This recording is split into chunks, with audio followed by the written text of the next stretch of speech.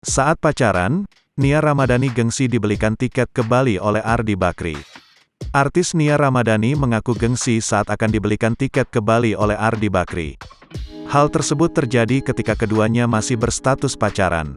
Nia Ramadhani enggan untuk menerima pemberian tiket dari Ardi Bakri tersebut, lantaran saat pacaran itu, ia merasa sudah memiliki penghasilan sendiri. Tak hanya itu, Nia Ramadhani juga merasa takut menerima sesuatu dari Ardi Bakri ketika keduanya masih pacaran. Diketahui, Ardi Bakri mengaku sempat mengetes Nia Ramadhani sebelum menikah. Ardi Bakri mengatakan tes tersebut ditujukan untuk melihat sifat asli Nia Ramadhani. Pengakuan soal Nia Ramadhani di tes Ardi Bakri ini terungkap saat pasangan suami istri ini membahas soal masa-masa pacaran. Nia mulanya menuturkan sempat merasa gengsi ketika akan dibelikan tiket untuk pergi ke Bali bersama Ardi Bakri.